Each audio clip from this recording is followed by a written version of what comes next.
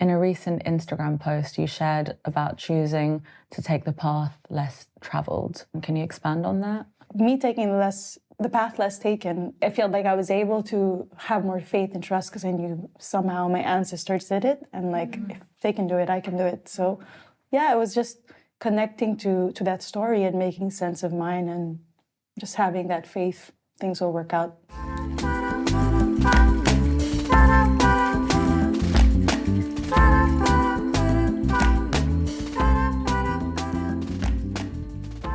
Hello and welcome to another episode of Eastern Hunnies.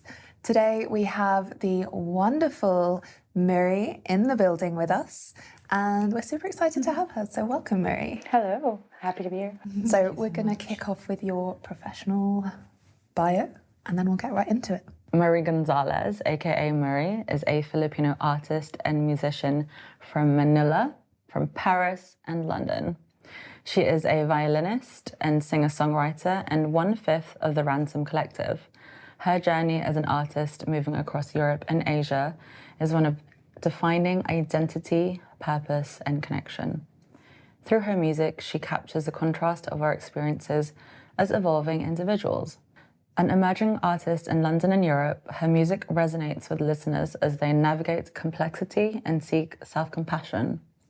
Her sultry pre-debut single, Letters, earned multiple nominations from music award bodies in the Philippines, including the Awit Awards, which is said to be Philippines' equivalent of the Grammys. Muri's official debut EP is out now. Muri, welcome to Eastern Hunnies. Hi, hello. So in your own words, could you describe yourself, your background, who you are, and let the good people know? Yeah, I'm Muri, so I'm a musician, originally from the Philippines, now up and about here in Europe, London, Paris, mix of homes, and currently just having a ball, exploring the creative scene outside of Manila, meeting artists and making new connections. So really excited to be in this show and talk about life, music, and whatever comes our way. Amazing. Love that. Yeah, the continent is happy to have you. Yes. 100. How do you describe yourself when people ask about your background? My story, I didn't realize how different it is until, you go abroad and you realize there's so many identities that are mixed and defined in different ways. So for me, it's always been a bit straightforward, I guess. I'm Filipino, born in the US, raised in the Philippines, but pretty much lived in the Philippines my whole life. Since I started studying in France, I've been in Europe now for 4 years, almost 5. And I just feel like I feel very, let's say, central in who I am as a Filipino. But as I move around and meet people, live in different countries, I just feel like I get these different ideas of who you can be, what you can aspire for, your references of what life could look like. Mm-hmm. So there's a lot of new ideas that I face, and it's all about, picking and choosing maybe what could work, what can't work, but also redefining your truth as you go along, which changes as you evolve. So that's a lot of information coming in that I feel like I've kind of needed to digest in different ways. Yeah, because we were wondering, how does living in France has that changed your identity at all, or the way you see yourself? Well, I feel like I still am quite at the core Filipino, and I don't prescribe myself as French. It's only been 4 years, but I can't say I think when you go to a different place, you learn that you can pick up different skill sets and beliefs. And I feel like moving to a new place just builds your arsenal, your armory of different ways you can live. And moving to a Western, I would just say Western in general, Europe, has, you learn to cope in different ways. So maybe communication styles have changed, or independence, ways of living. It's more individualistic, I would say, than the Philippines, which is more collective. So you also learn to maybe adapt to making more boundaries, which is, let's say, in the Philippines, I think there's less of that because you're always with families, communities, and it's very relationship-based at home, which is Philippines for me. So I think coming to Europe, you learn to be solid in who you are as an individual, and you kind of learn to cope that your support system is not just the family, but maybe this time it's the government as well, it's the country. And I think there's more meritocracy in the sense that I feel like there's more, let's say, the quality of life, sort of, there's a more direct evolution of your efforts into your work output, whereas I feel like in the Philippines there's a lot of navigation and this infrastructure is not as clear. So I don't know, like I guess I'm touching on different things. There's a bit of career, there's a bit of community, and even communication. And I feel these things, it's switched on when I'm here, and when I go home I have to switch it off. Then I come off as too maybe abrasive or too direct. So yeah, I think it's just like adjusting to where you are. Code switching in a sense, yeah. And I think that's like as an immigrant and like a traveler of different places, that's a form of self-protection and themes that we actually have touched upon. I found it really interesting, the part about meritocracy, because I definitely think that in the West, there is much more fluidity in moving between social classes, economic classes, and being able to make money and move into a different sphere of existence, whereas the contrast between rich and poor is so stark in the Philippines. And even if you have an entrepreneurial streak, you know, etc., this like padrino system, bureaucracy, all the things work together to protect what already exists. Whereas I do think once you move into the West, it's much easier to make a name for yourself, build like the American dream, so to speak. I have heard before from family who moved over and friends that they are able to, I don't know, build wealth or change their identity in a way that just wouldn't have been possible if they'd stayed in their province or where have you. So I definitely think that's an important point to touch on, because privilege is so real.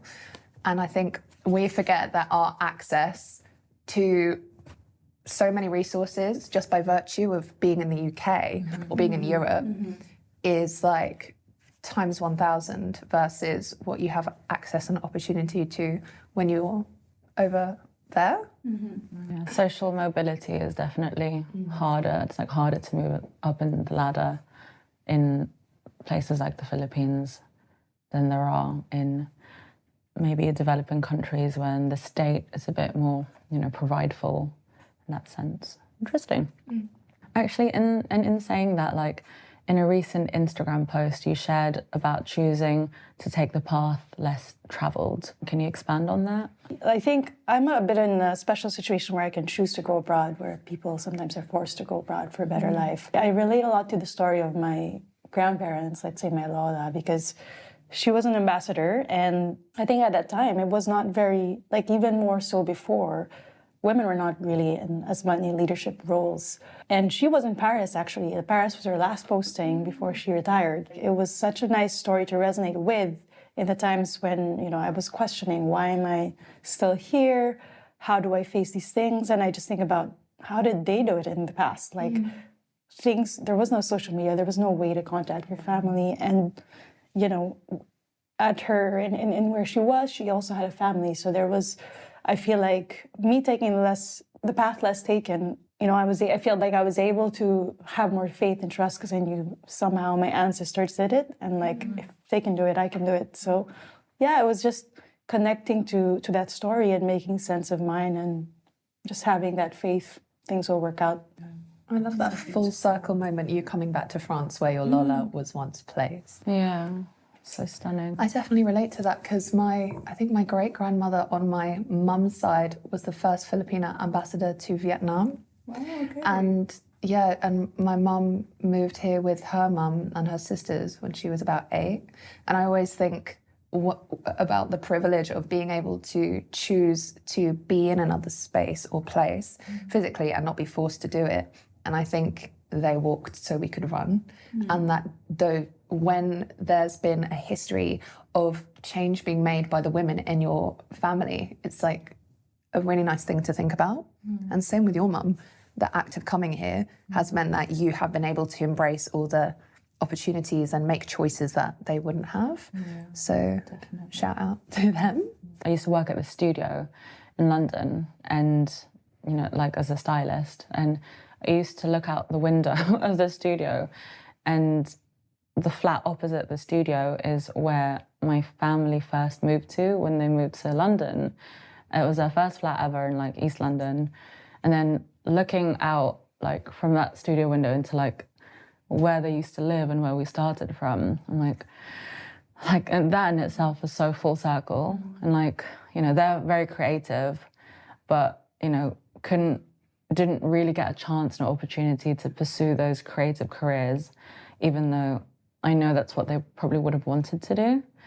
And now being an adult and forging my own creative career, and like, yeah, looking up at that, and I'm like, oh my God, like that's crazy. Like that's also coming full circle. And it's those little reminders that make me so grateful that my family like, did that, you know? Yeah, I'm not gonna go on because I'm gonna cry again. Okay, yeah. So when we first met for coffee, like a couple of months ago, full disclosure, Muri did the podcast jingle, which we love. And when we had a coffee in that first chat, you mentioned your lolo, I think it was your lolo, who was the first kind of entry point into the world of music for you. So can you tell us more about that? Yeah, actually, it's both my grandparents. Well, my grandmother she and her sisters were all musicians, and she was a singer and she played the harp. Her sister played the violin. Her violin's actually my violin. I still have it. It has a mark of 1939, I think. Legacy. Full circle again. Yeah. And my grandfather, he was a pianist and a composer. Some of his songs still play, like Hindi Kita Malimot, which means never to be forgotten. It's a very Kundiman style of song, which is a love song. And then he also wrote Paskuay Sumapit, which is a popular Christmas song. So you still hear it in the malls when you go to the Philippines. In our house, there was always music. He would play the piano every day, like even to his 90s. So he was one of the first that sort of taught me to improvise. He took up this jazz sheet with Misty, I think it was Misty, with some basic chords, and he goes like, here's your guide and you play whatever you like, just play whatever. And then that's how we started first jamming to like jazz songs. And from there, you know, it evolved. So I went into classical music and then I explored into contemporary until I found my band and my own solo project. I think you as you grow up, you tend to see what's doable because of the people around you. And I always remember my grandparents and my music because they're definitely one of the first, say, influences to me for my music career. It's funny because I feel like we never really know how much of our parents, grandparents, other relatives that we might emulate or mirror until someone else who knows them comments on it. So it's like, think about all the ways every day we go about our lives doing things in exactly the same way, channeling them in some capacity, but we just don't know. But it's lovely to think about that carrying on and being passed through, like learning and teaching. Speaking on Ransom Collective, so you we met by like you sliding into my DMs and we went for a coffee and had a little kiki and like really like bonded about being Filipino and creative. And it was like my first like, I don't know, like meeting that I was speaking in Tagalog, and I really wanted to try and speak Tagalog. You were very patient with me, which I appreciate. But on like meeting other Filipino creatives, what is it like working with your other members of the Ransom Collective? We're 6 in the band. And we started out as friends. So we actually came together spontaneously for a project of our singer. It was just meant to be like a one-off thing. And then we saw a poster for Wonderland, which is like one of the music festivals at the time, and applied. And then we actually won the contest, and that kicked off the band. I think what was nice with our dynamics is we always felt like, you know, we're there to have fun and just to be friends. And I think that's what helped make our dynamics really good, whether that's off stage or on stage. And I think it's interesting to compare that to the journey today, which is more solo. But with the band, it's like you feel like you're with a family, you're with friends, and there's 6 people, and as an independent band, we always split the work. Okay, someone does the management, finance, so there's like each of one takes a role, which is quite nice. Yeah, it's like a team. It's like a team thing. Yeah. we resonate. What would you say the main difference is in collaborating with, say, Filipino artists, musicians, versus European producers, musicians, etc.? Well, I've only had a limited encounter with currently working with the people on my album. So maybe it's a bit hard to generalize, but I think when you're here, you're also exposed to different things. So just having new ideas coming in and working with musicians here, there's a lot more access here to resources for the music industry, especially like London. When I started looking into working with different agencies, there's like so many startups and scale-ups on specific niche parts of the music process that you don't really find back home. It was quite overwhelming, but I think it's interesting to show that there's a demand for music and how Europe is really a place for that. And then, I would just say communication styles is a bit different. I think in the Philippines, we're generally more indirect, and you're very much about preserving the relationship without embarrassing anyone. Like, I think direct confrontation is seen as, a bit negative sometimes. So it's hard you have to find a way to say it that's not too direct. Whereas here, I feel like you can openly say things and people are generally, debate is accepted, arguments are accepted, and it's not seen as a negative thing. So I think that's maybe one main difference. That is like wild to me, because the British are usually known for being very polite, right? And beating around the bush in a sense. And you're saying that the Filipinos are even more so like that, which is like so interesting. It's not passivity as such, but it's a non-confrontational ism which comes through all the time.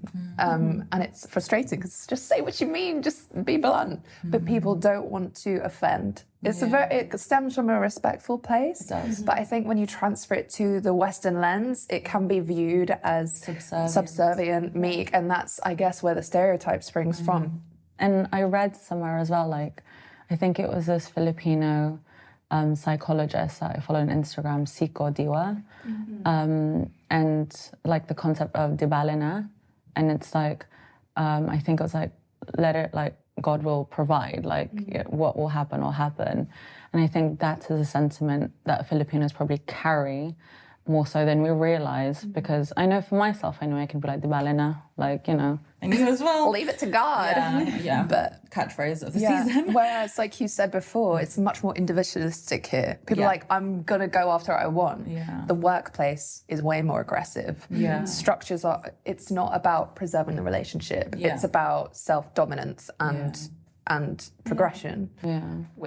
Whereas we do it whereas Filipinos are, or I'd say from people from underrepresented / minority backgrounds, perhaps doing it for the culture, It's when one wins, we all win. Yeah. Which is... Pride, which is, I think, we've touched upon as well, it can be a lot of pressure, because, it's not just you're doing it for everyone. Yeah. So I feel it's very nuanced, opinion or argument, or not even argument, perspective. Yeah, there's definitely a lot to unpack in there. What inspires your music? And do you think your Filipino-ness / heritageness / internationality influences your sound as Miss Universe? We all go through similar journeys in different ways. For me, capturing human experiences that, I think when I write a song, you start with a feeling, and then you find out where that goes, and then you come to the resolution of your story. Music is such a nice medium because it's like a shared expression of what you go through, bringing in different elements to make it sonic, to let you dance, to let you be happy or sad. When I look at the Philippines, I generally feel we are a sentimental people, so there's a lot of senti songs. OPM. OPM, very mellow, heart-wrenching breakups. So we're very much into this. So I think when I think about Philippine music, it means allowing you to be vulnerable. So we wear our heart on our sleeve. And I think internationally, what's influenced me is just maybe very new ways of making music. So I think when you come to a melting pot like London, for example, you have so many different worlds here. And so there's no one way to write music. My recent music, I feel, was inspired by all of the transitions and journeys, and also what I could experience as a musician in Europe and London. So I felt it was like a very big playground to be in. And I think, it's fun, but it can be challenging because you need to find your voice. But I think it's just about knowing who you are and, at the end of the day, come back to what resonates with you. Oh, wow. At the end of the day, coming back to what resonates with you, I think is like amazing. Yeah. And just being an artist is to be so vulnerable. So that's incredible. And to be like any form of artist, but specifically, I think, musician, like vocals, lyrics, all of that is a piece of you that you're putting into the world, and trusting that it will be received by the right people, which I find so scary. Yeah, it is scary. Like as a writer, it's scary to put my opinion in, but when you're also vocalizing it, yeah, it's incredible. And making music videos and building the narrative and the world that song lives into, yeah. Once your work is out in the world, it becomes so much bigger than you, right? Just on being in the world, you recently performed at the Filipino embassy in Paris for the Filipino Olympians during the Olympic Games. So how was that?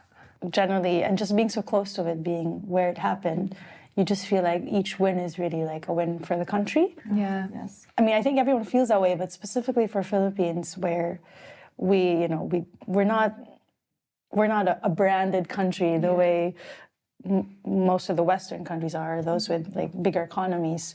So I feel like it's such a mark in our history when someone achieves something on in their own story, but as well as supported by the people around them.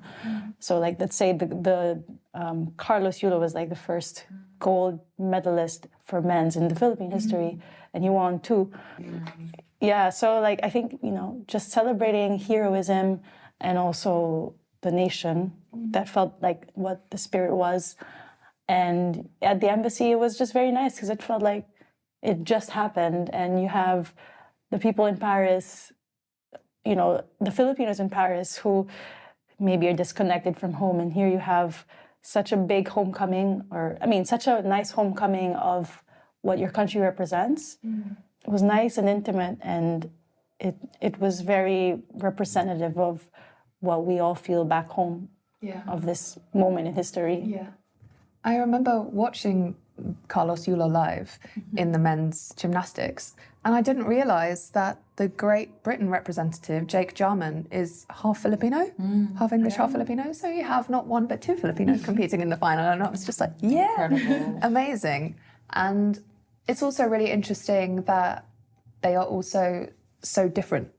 I mean, same but different. And they took a selfie together afterwards. And I just love the sense of pride that Pinoys have. Yeah. And also just on that, again, when we first met, you had some really interesting observations about this pocket of diaspora of French Filipinos and how interesting it is to see the 2 cultures combine into the way they move and act. And I guess we're British Filipinos, so I guess you probably have some observations on what we're like versus someone who is born and raised and comes over. Can you tell us more about like French Filipinos and what they're like? In France, it's more direct. Even with the younger Filipinos, sometimes I felt like they're even more direct and more confident of expressing their challenges and your opinions than sometimes I am, which also gives off this feeling of confidence. But I think it's in the setting of directness where you are encouraged to be direct. I think those were the main observations I've had. But yeah, in general, the diaspora I've seen it's still very much like a community. There's a strong connection with home, even from afar, and even to their ancestors, which I find very, it was very new to me, but also very beautiful to see. I think there is something in directness, because I feel we're very assertive, or I definitely am in my family. I'm so opinionated and always challenging my elders, not to be annoying, but just, you know, I'm like, guys, you can't say that. That's racist or whatever. And I don't know, I guess it's like, the Brit is in the building, you know what I mean? And it just happens to be so. Again, a symptom of being raised in a culture that is more direct, that is more frank, where we have had to fight to create space for our voice and not fall into this like meek, submissive box that everyone's trying to put us in, especially professionally. Having come from a journey as a child and maybe teenager, being very like shy and scared and like having that identity crisis, to being like, actually no, and then the tides turn and now it's like pure pride and making space and making sure there's representation. It's like you have to be vocal. And I do think it's interesting that that is at odds with the respect your elders and, you know, like just be agreeable. And it is so nuanced. And I think it's interesting that you say that, because I was born in the Philippines, Mel wasn't. And I do feel that sometimes that comes across. Yeah. Because I was, I think, raised quite Filipino. Like, you know, like I went to church every Sunday up until I was 19. Like I was only up until I went to uni that I didn't go to church, because like I didn't have to, I didn't live with my parents anymore. And like those like ways of, like religion is only one of them, but I was raised very Filipino to like respect my elders, to like my father is like the head of the family. And I think great because it instills with you a sense of respect. Like I think a kind of like compassion, but at the same time I feel like you can be so much more assertive and direct. And whereas I think have had to find the confidence in my journey to, I guess, become more like that because of my programming. And it's interesting because when I have had conversations with my mum about it, she's like, I don't feel like we really raised you in like a, you know, in that kind of way, to like in a Filipino way. But I'm like, you know, you didn't need to. It's just kind of ingrained in the culture and the ways of being that you as an individual and as a young child kind of absorb within you. And not to say, you know, it was very patriarchal and very like, nah, but it was also very compassionate and empathetic and very understanding. It was just like, you do you, and we're going to be, you know, standing on the sidelines cheering you on kind of thing. I think because my parents are more nomadic and my mum moved here when she was 8, grew up in Oxford before going back to Manila at like 15. She naturally acquired the cultural capital of being British, and her proximity to that meant that her professional and social relationships with people in England were very different to my dad, who was more straight up immigrant. And my dad is 100 full-blooded Pinoy, can't change him, 30 years here, still has his accent. Whereas my mum has a lot more English friends, black friends, South Asian friends, and she can, you know, banter with taxi drivers. And I think also she is like very vocal. Her career's been in like equality, diversity, human resources. So she's instilled the vocabulary of advocacy, you know, speaking up for other people, which I feel very strongly about as a person. Definitely. Good for But you. with my dad, there's been challenges because there's been times I've called him out and he's so traditional. And I've been like, Dad, that was an ignorant comment. This was in COVID and we did not speak for 3 months because he was so hurt and I was so confused. And eventually we communicated and it was absolutely fine. And he brought me a plate of cut mangoes, fine. Like, you know how we do. Sliced fruit. But, you know, there's been challenges where my British sensibility clashes with his Filipino-ness. And my mum too, I think, has had to work through that with my dad because he's very fixed in his ways. But then also there is, speaking to him, he's been here for so long, he's like, now I identify as British Filipino. He doesn't identify as just Filipino anymore, which is really interesting.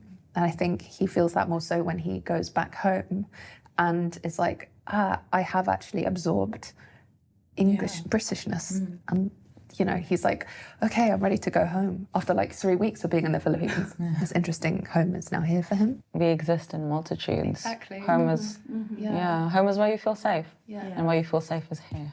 Yeah. Threading the story back to music. And how does it feel to release your new album?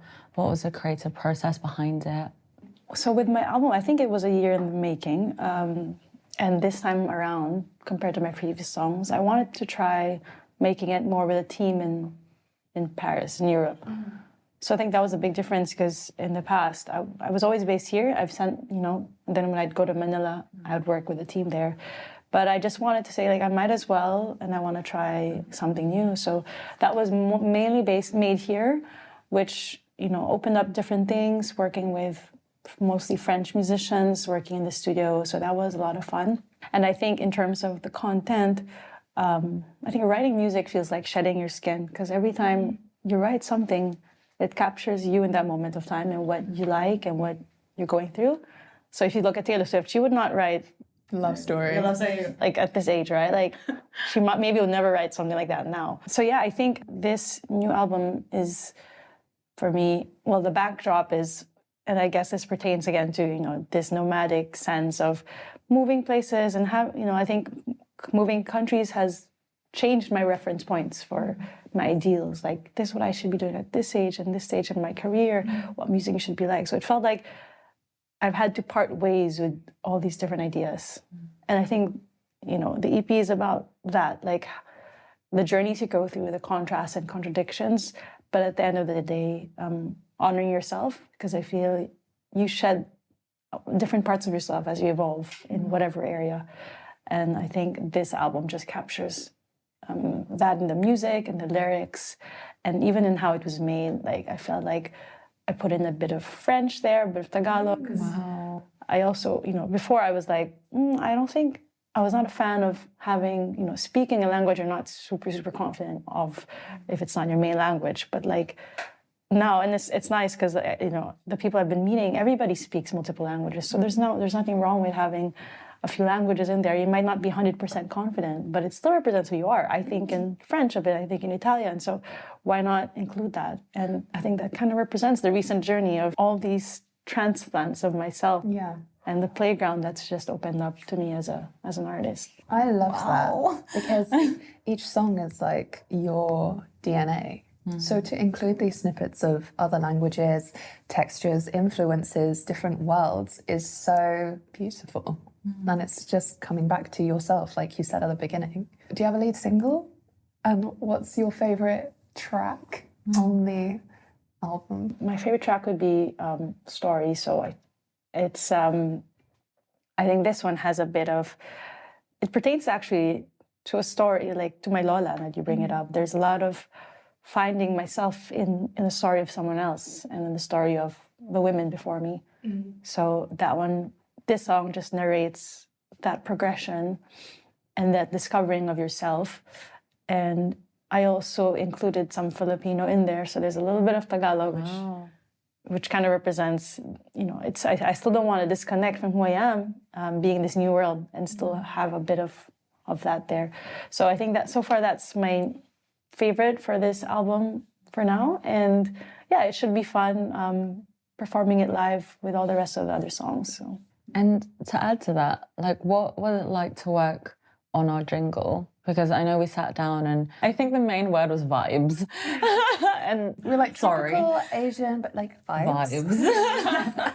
And like, what was the process for that like with you? Like working with like Filipino British creatives and working on producing like a jingle, like quite specifically. Yeah, that was a first.